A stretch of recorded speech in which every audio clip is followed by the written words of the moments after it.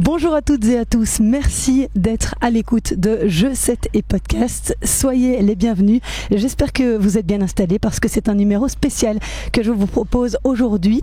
Je suis en compagnie d'une joueuse qui a marqué l'histoire du tennis, ancienne numéro 1 française et ex-7e joueuse mondiale. Elle a remporté 8 titres en simple sur le circuit WTA, dont le prestigieux tournoi de Wimbledon en 2013.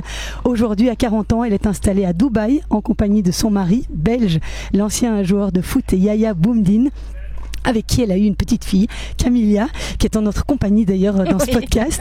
Mais Marion Bartoli est toujours présente sur le circuit puisqu'elle coach une jeune fille d'origine indienne née en 2009, Pallavi Patel. Elle accompagne également quelques semaines par an sur le circuit la Lettonne Jelena Ostapenko. Et en dehors de ses activités de coach, eh bien, Marion a endossé le rôle de commentatrice sportive pour Amazon Prime, pour RMC, mais aussi pour la chaîne américaine ESPN. Marion Bartoli me fait l'honneur d'être mon invitée. Merci beaucoup Marion d'avoir accepté mon invitation. Merci à vous de m'avoir invité dans votre podcast. On est ici au Royal Zoot Tennis Club et on va peut-être commencer par expliquer à nos auditeurs par quel hasard est-ce que tu es, Marion, je me permets de te tutoyer parce qu'on a plus ou moins le même âge, par quel hasard tu es de passage sur la côte belge? Écoutez, c'était effectivement un hasard puisque alors j'avais joué quand j'étais toute petite le tournoi de Coxide, qui à l'époque était un $10 000 parce que non, c'était pas la catégorie $15 000, c'était la catégorie $10 000, j'avais 15 ans et je l'avais gagné sur la côte belge ici, pas loin d'ici vraiment et donc du coup, lorsque l'opportunité s'est présentée pour Pallavi de pouvoir avoir une invitation, une wildcard dans les qualifications ici de Knock, puisqu'elle joue un tournoi J30 à Hasselt la semaine prochaine, finalement on s'est dit que pour elle de jouer 1 ou 2 matchs supplémentaires sur terre battue avant de retourner sur son circuit principal pour elle actuellement qui est le circuit junior, c'était une belle opportunité justement de se mesurer à des joueuses plus fortes qui frappent la balle un peu plus fort et voir un petit peu où elle en est sur le plan tennistique. Donc le tournoi nous a gentiment proposé cette invitation, je lui en ai parlé et il est vrai qu'elle était fort excitée à l'idée de pouvoir justement se démesurer à des joueuses plus fortes, à des joueuses plus âgées, puisque c'est un petit peu le premier pas vers ensuite le circuit professionnel. Et donc pas vraiment d'attente ici, mais simplement voir elle en est sur le plan tennistique par rapport à des joueuses qui ont plus d'expérience qu'elle. Voilà, un tournoi qui a revu le jour après 4 ans d'absence, le Knock Zoot Ladies Open, qui est un ITF 35, où pas mal de Belges d'ailleurs sont engagés. Mais c'est vrai que cette transition entre le circuit junior et le circuit pro, c'est vraiment une étape capitale dans la construction d'un joueur de tennis. Bien évidemment, alors pour ma part, c'est vrai que j'essaie quand même toujours de me servir de mon expérience personnelle et aussi de celle de Justine et de Kim que j'ai la chance d'affronter sur le circuit principal, bien évidemment, mais que j'ai vu aussi grandir sur les tournois en France, les 15 000, les 25 000, les 50 000 qu'elles venaient jouer assez régulièrement toutes les deux puisqu'elles ont finalement qu'un an d'écart. Et moi je suis 84, 83 pour Justine, 82 pour Kim ou l'inverse. Bon, on est vraiment dans la même catégorie d'âge, donc finalement on s'est suivi même depuis le circuit ITF secondaire jusqu'au circuit principal WTA. Et je pense que c'est quand même important de venir faire ses armes et d'apprendre son métier justement dans ce genre de tournoi, de pas trop sauter les étapes, de pas trop vouloir demander des invitations sur des gros tournois WTA, mais vraiment d'apprendre ce que c'est que de prendre son sac de tennis, de prendre ses valises, aller jouer dans des tournois où parfois les qualités des terrains sont pas forcément celles d'un tournoi du Grand Chelem, mais c'est comme ça aussi qu'on apprend à se bagarrer, qu'on apprend à aller chercher des matchs, des victoires, et finalement ça nous sert après au plus haut niveau. Donc il est vrai que j'essaye d'alterner les tournois juniors pour Pallavi où elle a peut-être un peu plus de marge parce que comme on le dit, jouer comme une junior, c'est vraiment ça où les filles donnent des points à des moments importants d'un match et puis finalement elle a des victoires, ça lui permet aussi de garder de la confiance en elle et puis revenir sur des tournois où c'est un peu plus dur, où les filles vous donnent moins de points, où il faut aller se bagarrer un peu plus et justement apprendre vraiment ce que c'est que d'être une joueuse professionnelle à plein temps. Donc j'essaye d'alterner les deux pour pas la mettre trop en difficulté en permanence, mais lui redonner aussi confiance avec le tournoi junior.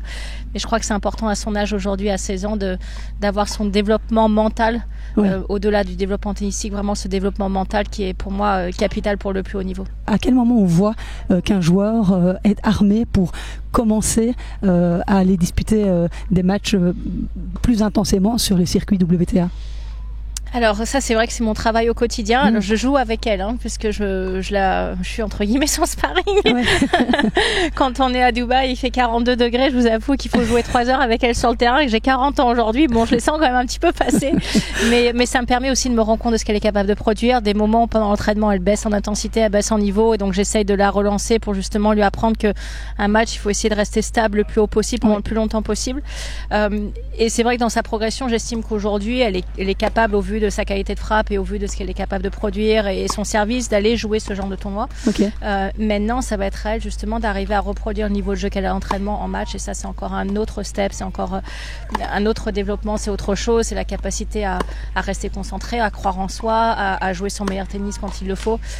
Et c'est vrai que chez les juniors, il y a quand même plus de marge parce que les filles en face ont forcément un peu plus de points faibles. Il y a toujours un point, un coup droit ou un revers qui est beaucoup plus faible que l'autre côté, donc vous avez un point d'ancrage plus important. Il est vrai que lorsqu'on voit jouer les filles là depuis ce matin, ça tape plus fort, ça bouge plus vite, il y a moins de coups faibles, donc voilà, et ça va lui sembler plus dur, mais c'est aussi comme ça qu'elle peut voir à l'entraînement ce qu'il faut améliorer, sur quoi il faut concentrer son effort lorsqu'on est toutes les deux et qu'on s'entraîne ensemble, ou que je lui fais faire un match d'entraînement avec une autre fille, parce que je crois que c'est en perdant qu'on apprend le plus. En tout cas, pour ma part, c'est ce que j'ai eu dans ma carrière lorsque j'ai perdu ma première finale de Wimbledon. C'est là où j'ai beaucoup plus appris pour essayer ou tenter d'en gagner une autre. Mais donc du coup, j'aime bien faire cette double confrontation, en fait, la mettre dans des situations plus faciles chez les juniors où elle gagne le match, mais après la mettre dans des situations plus dures pour lui dire tu vois, là, l'entraînement, faut qu'on travaille ça. Ta deuxième balle de service, faut qu'on la travaille. Toronto dans le terrain, il faut qu'on le travaille. Lorsque tu es agressé côté coup droit, il faut qu'on le travaille. Et c'est comme ça que ça après, permet de développer un peu. Elle comprend un petit peu plus aussi les orientations d'entraînement que j'ai avec elle au quotidien. Et Pallavi Patel, donc c'est une jeune fille d'origine indienne, mais avec une maman lettonne, que tu entraînes depuis déjà 3 ans. Donc elle était toute petite en fait quand tu as commencé à travailler avec elle. J'ai commencé à travailler avec elle, elle avait 12 ans et demi. Elle habite à Dubaï, elle est née, elle a grandi à Dubaï, donc moi c'est vrai que ça fait 10 ans que je suis installée à Dubaï maintenant. Et en fait, par hasard, j'étais sur le tournoi du Alap Tour, le 100 000 $ qui est à Dubaï au mois de décembre, que j'avais gagné aussi quand j'étais toute petite. Le tournoi m'avait invité pour venir remettre le trophée, et en fait en parallèle ils organisaient des tournois pour les jeunes. U14, U16, U18. Elle avait remporté la catégorie U14 et U16 à 12 ans et demi. Et donc je l'avais vue jouer et j'étais allée voir son papa en lui disant voilà, je trouve que votre fille elle a un beau potentiel. Et, si vous voulez, moi je suis à Dubaï, je peux l'entraîner ou en tout cas être son mentor si vous avez déjà une structure d'entraînement, mais l'aider parce que je pense qu'elle peut un petit peu me faire que ce qu'elle a actuellement. Venant de Marion Bartoli, c'est pas mal. Le papa devait être ravi. Non, mais c'est vrai que j'ai gardé cette passion du tennis et pour moi je prends pas.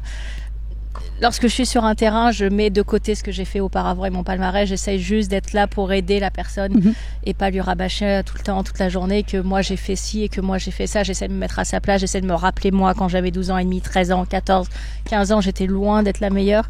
J'ai perdu, je lui dis toujours, j'ai perdu au premier tour des qualifications au Petits As pendant que Justine et Kim l'ont gagné ou sont allés très loin, donc on n'était pas du tout dans les mêmes niveaux lorsqu'on était jeunes et ça m'a pas empêché de petit à petit faire mon chemin. Donc c'est ce que je lui dis toujours quand elle a l'impression de se décourager un petit peu, que voilà, le chemin est extrêmement long et chacun a ses temps de passage et que c'est pas forcément parce que on est dans les temps très jeunes qu'on va y arriver ou inversement. Mais c'est vrai qu'au début, voilà, je me suis dit, écoute, je pense que tu peux un petit peu faire mieux. Techniquement, on peut vraiment améliorer des choses. Voilà, tu te bagarres bien sur le terrain, mais je pense qu'on peut t'améliorer. Puis au début, on a commencé très lentement. Hein. On faisait 2 heures tous les 2 jours. Elle était jeune, quoi. Elle avait 12 ans et demi. Et puis finalement, elle s'est prise au jeu. Elle a aimé. Elle m'a demandé de faire plus. C'est tombé en même temps que ma fille venait de naître, elle avait 1 an, elle a une petite sœur qui a 1 an et 6 mois, donc finalement nos enfants jouent ensemble. Moi ça me permettait d'être sur un terrain mais de pas avoir l'impression de délaisser ma fille parce que je l'avais quasiment à côté de moi. Et puis elle a commencé à venir faire un U14 ici à Gand. En tournoi indoor où elle a joué contre toutes les Belges de la fédération. Et puis elle les a battus, puis elle a gagné le tournoi et puis finalement elle a été invitée aux Petits As et puis elle a joué les Petits As et puis voilà, petit à petit elle a commencé à monter en niveau puis elle a commencé à gagner le tournoi junior et c'est vrai qu'elle a une grosse blessure fâcheuse à la cheville qui l'a quasiment mis 1 an sur le côté. Donc là cette année c'est une année où il faut reprendre les automatismes, il faut reprendre le rythme, pour que son corps reprenne le rythme. Il faut voilà, et c'est pas forcément une année facile pour elle parce qu'elle a aussi beaucoup grandi d'un coup. Aujourd'hui elle est plus grande que moi par exemple alors qu'elle a que 16 ans, donc il faut que son corps aussi s'habitue à tout ça et on essaye de manager ses blessures, ses petites blessures, les petites tensions musculaires parce que quand vous avez été éloigné 1 an, que vous reprenez forcément il y a des tensions musculaires ailleurs qui apparaissent.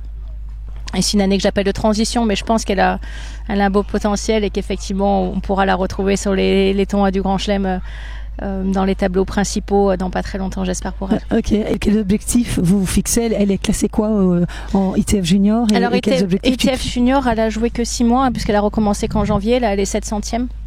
On s'est fixé que pour objectif qu'elle a joué l'Orange Bowl à la fin de l'année en moins de 18, pas en moins de 16, donc il faut qu'elle soit dans le top 400 pour arriver à accrocher les qualifs, 400, 450. Donc voilà, c'est pour ça qu'on est plus focalisé sur le circuit junior. Elle a pas mal de tournois à jouer entre maintenant jusqu'au cut qui sera fin octobre. Donc pour essayer d'aller grappiller ses points et d'aller les gagner. Ensuite, pour l'année prochaine, c'est vrai que l'objectif, ça sera d'aller accrocher les grands chelems juniors et de mixer ça avec les tournois ITF Pro entre les 15 000 et 35 000. Il y en a beaucoup toutes les semaines, donc on peut arriver à alterner. Mais pour l'instant, chaque semaine où elle a joué, elle a bien joué, mais elle n'arrive pas à enchaîner la semaine d'après. Sa cheville lui refait mal, ou elle a mal à l'épaule, ou elle a mal quelque part. Donc vraiment, c'est d'essayer aussi de lui donner une structure physique pour lui permettre d'enchaîner, parce que sinon, si vous jouez très peu de tournois, c'est quand même pas facile d'arriver à accumuler les points. Et puis, vous vous mettez beaucoup de pression à chaque fois que vous jouez, parce que vous avez l'impression que vous n'allez pas avoir beaucoup d'opportunités, donc il faut absolument bien performer. Et c'est vrai que tout ça, c'est pas facile à gérer pour elle. Donc j'ai contacté un préparateur physique qui va s'occuper d'elle justement pour essayer de mettre tout ça où moi je suis focalisée que sur le tennis et déléguer un petit peu, parce que c'est vrai qu'au bout d'un moment donné, ça me fait une charge de travail qui est quand même énorme par rapport aux autres choses que j'ai à faire. C'est clair. Comme vous l'avez énoncé tout à l'heure.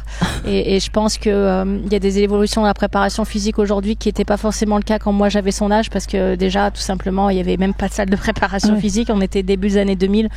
Il y avait c'était les balbutiements d'internet. Enfin, on n'avait pas tous les accès qu'il y a aujourd'hui. Donc je pense que ça a énormément évolué. Voilà, je pense qu'il y a des gens qui peuvent s'occuper de sa préparation physique beaucoup mieux que ce que je le fais. Et moi, par contre, effectivement, me concentrer sur son tennis et dans son développement de son jeu. Alors, tu as évoqué tout à l'heure son papa, à qui tu avais proposé de l'aider. Justement, j'aimerais bien un petit peu savoir, toi, tu as été entraînée par ton papa longtemps également. Qu'est-ce que tu penses de cette relation parent-coach, enfant? Quelle est la place que doit avoir un parent dans un projet comme celui-là? C'est toujours très délicat. On le voit sur plein d'exemples. Là, il y a Tsitsipas, par exemple, si on veut citer chez les hommes. Mais c'était intéressant d'avoir ton avis sur cette question.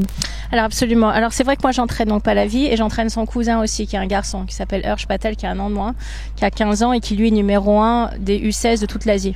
Qui va participer à l'Orange Bowl U16 parce qu'il est numéro 1 asiatique de tous les U16. Donc il y a eu une grosse progression aussi. Et j'essaye au maximum d'impliquer les parents dans le quotidien. Alors pas forcément sur bien sûr de la technique de tennis, parce que là c'est plus mon domaine, mais par contre de leur expliquer que voilà, ce que j'essaye de leur inculquer comme principe d'éducation, de comportement, de rigueur, d'abnégation, de pugnacité, ça va sur le terrain, mais c'est la même chose qui doit être fait à la maison aussi.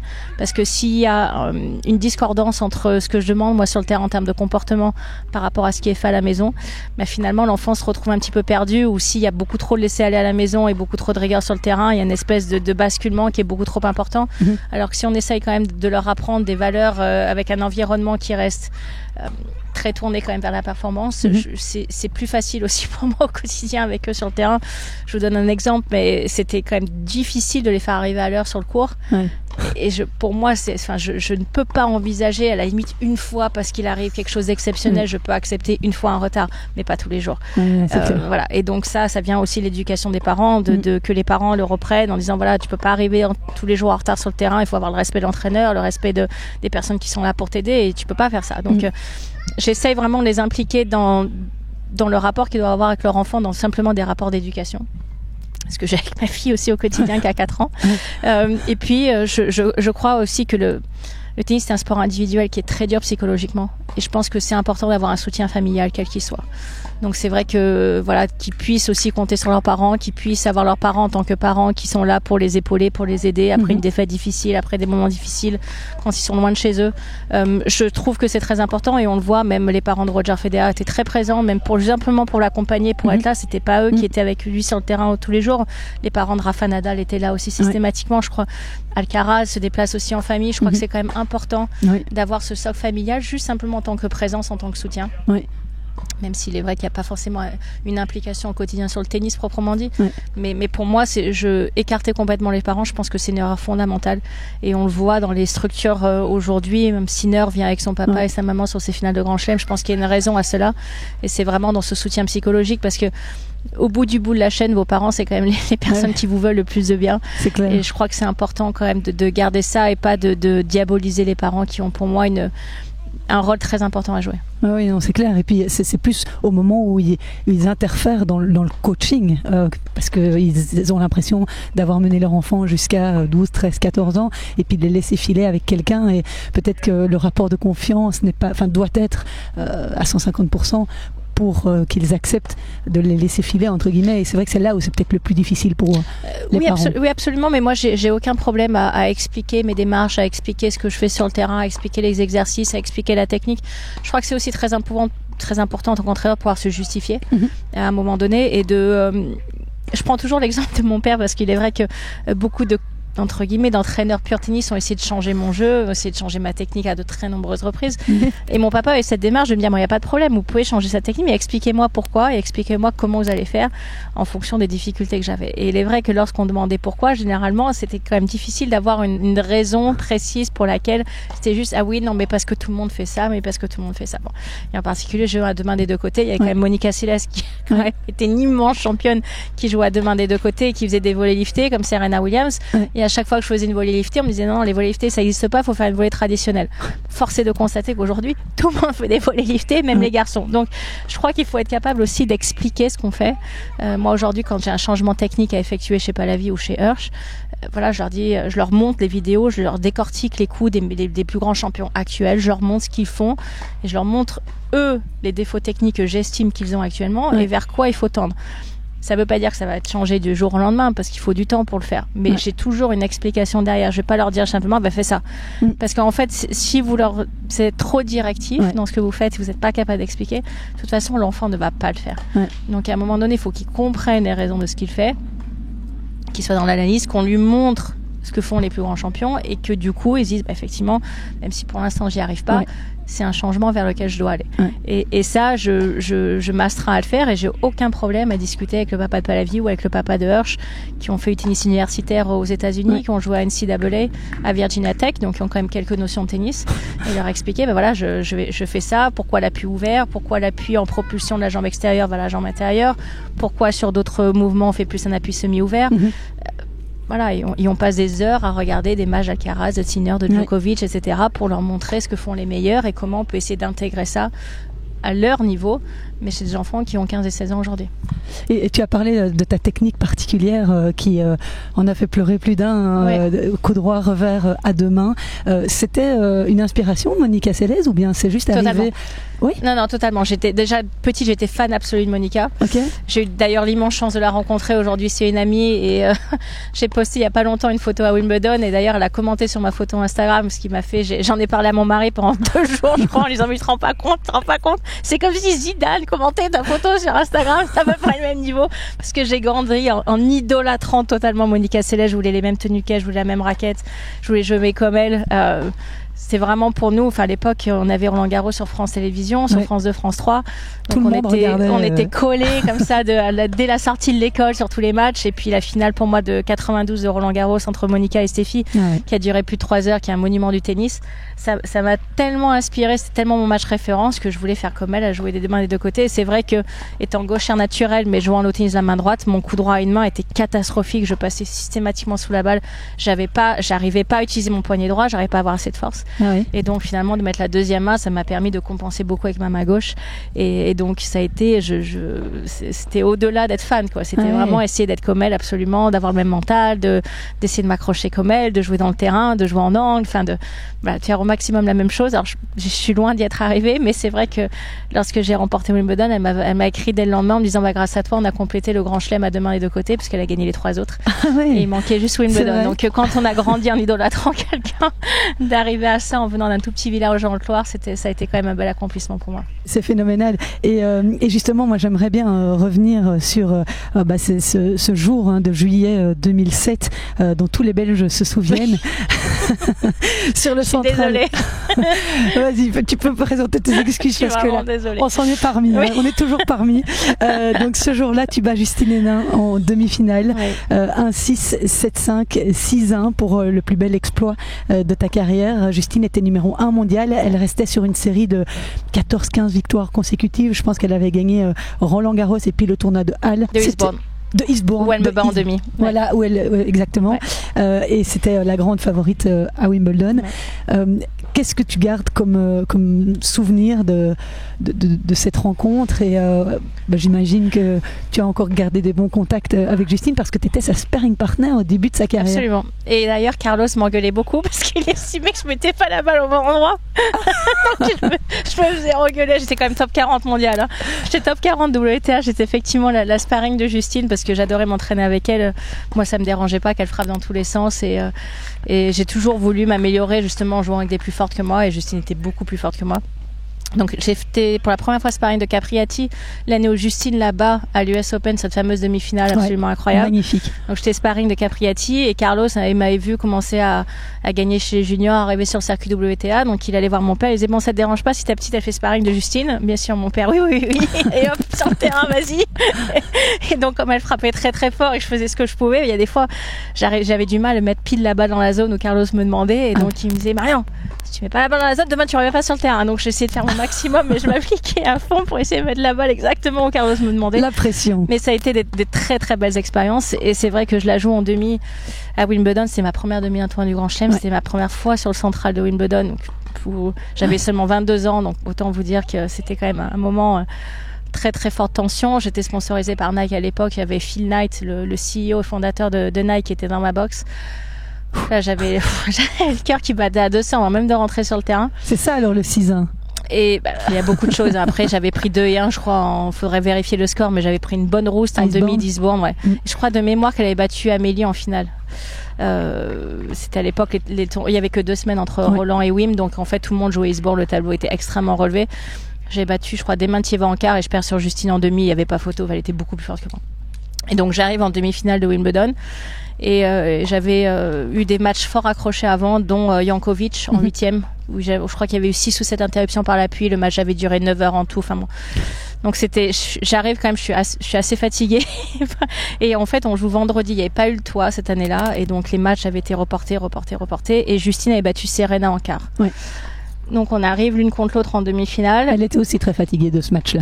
Exactement. Et donc, mon père me dit, écoute, je pense que Justine, à force, l'enchaînement, elle va peut-être être un petit peu fatiguée. Toi, t'as absolument rien à perdre. Va dans le terrain, rentre dans le terrain, essaye de prendre la balle tôt, parce que voilà, sur du gazon, si la joueuse en face est un peu fatiguée, il faut quand même être très réactive. Si tu la laisses avoir le temps de jouer, elle va t'exploser, quoi. Il va y avoir aucun match. Alors peut-être si tu prends la balle tôt et tu joues un peu en angle, si elle est un petit peu fatiguée, ça peut peut-être fonctionner. Bon, le premier set, rien qui fonctionne.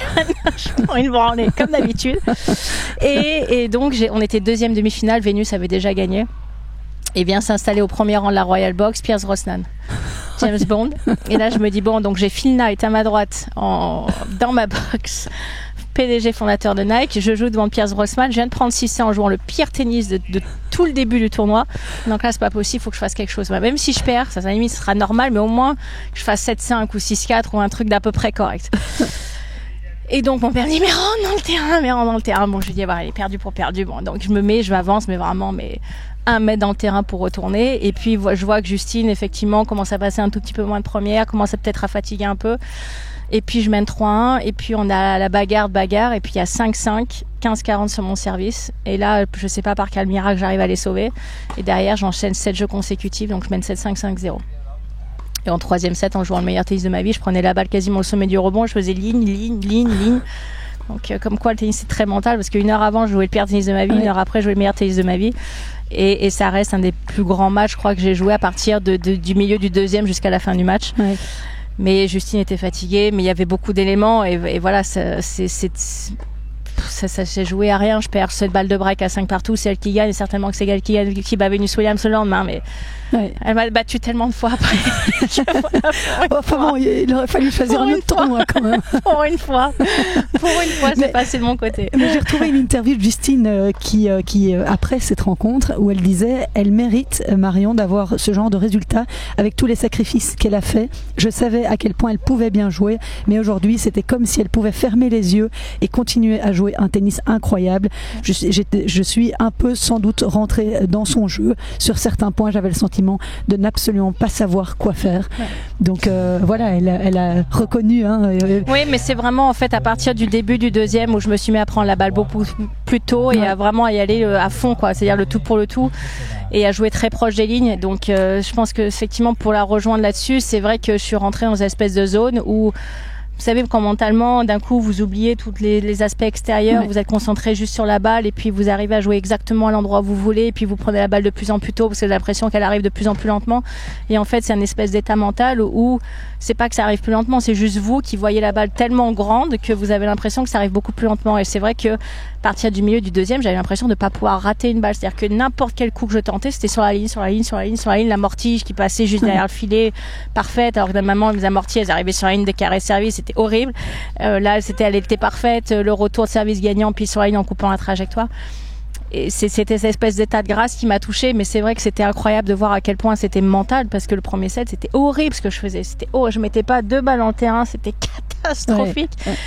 Et j'aurais pu m'écrouler en me disant, finalement, c'est la demi, c'est Justine, et bon, quoi qu'il arrive, que je fasse un bon match ou pas, le résultat, on le connaît à l'avance.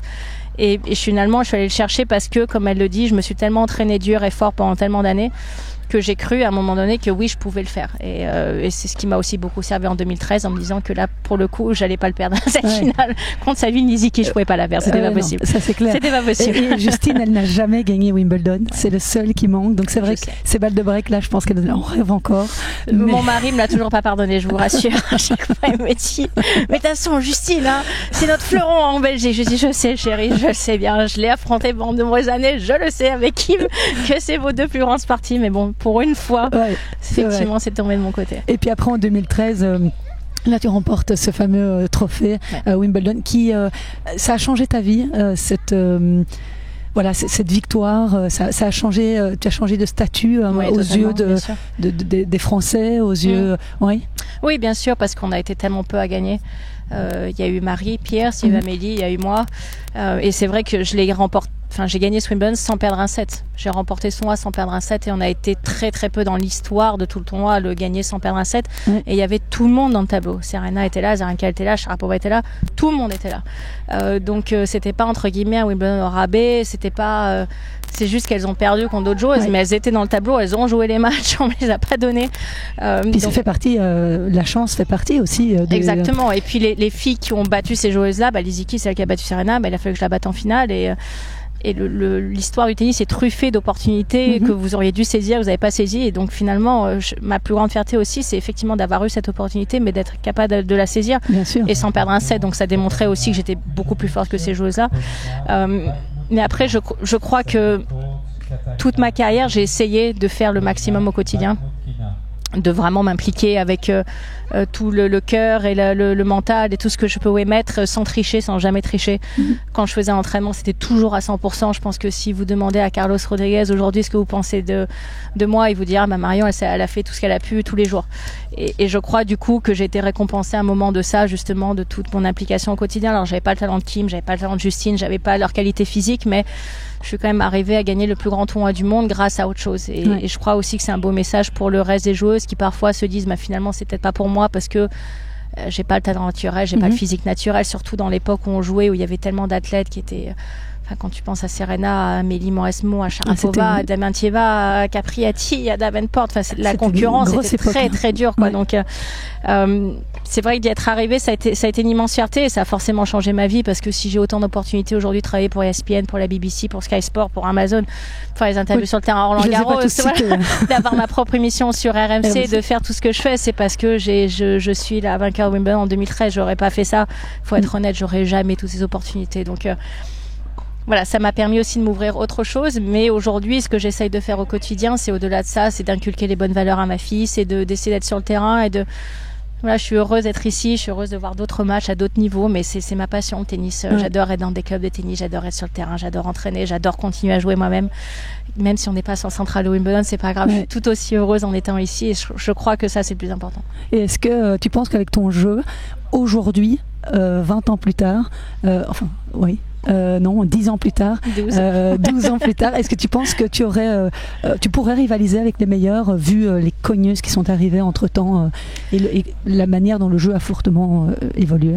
Alors, je pense que le jeu a évolué, mais c'est vrai que pour en discuter beaucoup avec mes anciennes collègues qui ont joué comme moi, on a une vision un petit peu différente. Je pense que... Alors, on pourrait largement rivaliser parce que Serena ne caressait pas la balle, je peux le dire. Justine non plus et Kim non plus, etc. Et je pense qu'on avait une espèce de régularité quand même au plus haut niveau qui était immense. Donc, quand je voyais la couverture de terrain qu'avait Kim quand elle était à son meilleur niveau, quand je vois la couverture de terrain, le changement, les variations, les accélérations de Justine, quand je pense à Serena qui servait chaque première balle à 120 miles, je pense qu'elle pourrait plus que largement rivaliser. Et d'ailleurs, si on voit Venus Williams qui vient de battre Peyton Stearns, alors qu'elle a 45 ans et qu'elle joue contre une fille qui est top 40, mais vraiment installée, qui fait des saisons complètes, qui est pas une joueuse qui revient de blessure, qui a battu à Rome, qui a battu Madison Keys, enfin qui est là, quoi. Et elle l'a battue en 2-7. Donc ça montre bien. Et Venus, c'est pas au son niveau qu'elle avait il y a 20 ans. Donc ça montre bien qu'effectivement, il y aurait plus que largement le niveau pour les meilleures joueuses de jouer dans le niveau actuel. Ça, c'est une certitude. Parce que tu les vois, Sabalenka, Swiatek, donc seul toi tu peux comparer ce que tu as absolument, vu mais auparavant. quand je vois Jessica Pegula jouer, quand je vois Paolini jouer, je me dis pas, je pense que Justine ne pourrait pas arriver à toucher la balle. Je pense qu'on en est quand même un petit peu loin, même si ce sont des très bonnes joueuses, il n'y a aucun souci, mais le tennis féminin auparavant, je pense que c'est pour ça aussi, c'était aussi fort suivi, c'est parce que c'était un niveau qui était très très très élevé. Et un dernier mot, Marion, parce qu'on est arrivé déjà au terme des 30 minutes que tu m'octroies gentiment, mais par rapport à Jelena Ostapenko, j'aimerais quand même un petit mot, parce que quand je suis passée à Roland Garros, j'ai regardé un match avec ton mari parce qu'elle jouait contre Grete Minen en double, et je voulais un petit peu savoir comment cette collaboration s'est faite, et puis c'est quand même elle mène quand même 6-0 contre Swiatek dans ces confrontations, donc d'où vient ce secret C'est une joueuse très, très atypique aussi. C'est une joueuse très atypique. Alors effectivement, elle me contacte fin 2019. Donc elle était 90e mondiale, elle était quasiment port de sortir du top 100, alors que c'est une joueuse qui a gagné Roland Garros, un tournoi du Grand Chelem. 2016, c'était 2017. Contre Simona Halep en finale. Et donc elle me dit, écoute, est-ce que tu peux m'accompagner sur le tournoi de Linz et Luxembourg? Donc on parle des 2 dernières semaines de l'année, c'était après Beijing. Je dis ok, mais bon, en 2 semaines, alors qu'on est déjà en tournoi, je vais pas non plus faire des miracles. Je peux t'aider tactiquement un petit peu sur le terrain, etc. Mais bon, il faut aussi qu'on ait une période d'entraînement. Si tu veux que j'apporte quelques changements à ton jeu, ou en tout cas ce que j'estime qui doit être changé, ou du moins amélioré. Il me dit ok, mais bon, on est en tournoi. Bon, ok, on est en tournoi. Et donc on arrive à Linz. Elle revient de Beijing où elle vient de jouer avec Yastremska en double. Je crois qu'elles ont fait finale, donc elle arrive vraiment, mais au dernier moment, je la reprends avec décalage horaire, l'avion dans les pattes, etc. Bon. En pleine forme. Voilà, et elle doit jouer Korpatch au premier tour, donc elle joue mercredi, donc elle arrive mardi matin. On fait un premier entraînement mardi après-midi. Pardon. Camilla, don't touch please. J'ai eu peur. Et donc, elle met pas une balle en cours, mais quand je dis pas une balle en cours, Ce qui arrive souvent quand même avec Jelena. Mais là, je lui dis, bon, là, ça va quand même être compliqué, parce que là, si tu mets pas une balle dans le cours, elle dit, ouais, mais les gens, mes trucs. Je dis, écoute bien, on va à la salle de gym, on va essayer de redonner un petit peu de peps, un petit peu de jus, un petit peu de... Non, je déteste la gym, on fait pas de gym. Bon. J'ai entendu dire que t'es pas la plus grande fan des salles de sport. Ok. Je dis bon, ok. Donc plutôt que me braquer et de me dire, en fait, je lui ai fait faire du physique sur le terrain, tout simplement, parce qu'elle adore frapper la balle, elle adore jouer au tennis. Il fallait trouver un stratagème. Voilà. Mais donc, en fait, c'est là où, si vous voulez, en tant qu'entraîneur, soit vous faites le plan, qui a écrit, où tout le monde fait de la gym, etc. Soit vous vous adaptez aux produits que vous avez. Dans mon cas, je me suis adaptée aux produits que j'avais en me disant, elle sert à rien de partir au conflit, on n'a pas beaucoup de temps.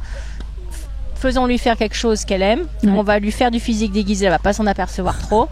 Et prions que ça passe, quoi. Et donc en fait je lui ai fait faire du droit de gauche sur le terrain, un petit peu d'intermittent sur le terrain, lui faire retrouver un petit peu de qualité de frappe, enfin pas qualité de frappe mais mettre la balle dans le court, etc. Bon, elle joue contre Korpatch, elle gagne, elle joue le deuxième match, elle gagne, elle joue contre Rybakina, elle gagne, puis elle arrive en finale contre Coco Gauff, qui était toute jeune, qui était lucky loser, qui arrive et elle prend, Coco fait un super match, elle perd en 3-7, mais bon, on voyait que ça commençait à reprendre forme. Et puis derrière, on va au Luxembourg, elle gagne le tournoi. Et donc elle s'enquille, je crois qu'elle remonte dans le top 50. Elle, entre guillemets, elle sauve sa saison. Et je suis arrivée à installer une relation de confiance avec elle où elle me respecte, où c'est pas facile parce que souvent, tout le monde dit ouais, mais bon, elle a un caractère difficile. En fait, il faut arriver à la comprendre, il faut arriver à installer une espèce de relation de confiance, elle va avoir confiance en vous, où elle va voir que ce que vous lui dites ça marche, et là du coup elle va vous suivre. Et je suis arrivée à faire ça parce que c'est vrai que son jeu je le comprends, parce que je joue un petit peu de la même façon, même si elle frappe la balle beaucoup plus fort que moi. Ouais. Mais il y a des difficultés au service, il y a d'autres points où peut-être j'étais un petit peu plus forte, ou d'autres elle est un peu plus forte, mais j'arrive à comprendre son système de pensée. et j'arrive à la faire bosser, mais de manière différente. Donc je rentre pas dans une espèce de conflit avec elle, mais voilà, je suis arrivée à la faire progresser, mais dans des trucs qu'elle aime faire. Et donc là maintenant, j'ai beaucoup d'activités, mais elle m'a demandé encore de la suivre sur la tournée américaine. Donc je vais faire Montréal-Cincinnati, l'US Open avec elle, sauf que je suis avec Pallavi ici, donc je lui dis que je peux faire la semaine d'entraînement avant l'US et l'US, parce que je commence pour Sky Sport. Je peux pas faire les 2 tours avant, mais moi elle me redemande, et la tournée sur terre battue, le Madrid et Roland, et donc j'ai fait quelques jours avant Roland Garros, et puis elle a fait Roland Garros, elle a fait 3e tour. Mais ce qui est incroyable, c'est que voilà, je suis allée voir 2 sets de ces matchs à Roland Garros où elle joue contre Polina Kudermetova et Dolly Hyde, et à chaque fois elle perd le premier, et elle est sur le terrain, elle me dit mais je vais pas y arriver. Je la regarde, j'ai dit mais mets la balle dans le court 3 fois et je t'assure tu vas y arriver. Et en fait souvent elle alors qu'elle donne l'impression d'avoir beaucoup confiance en elle, elle n'a pas confiance en elle.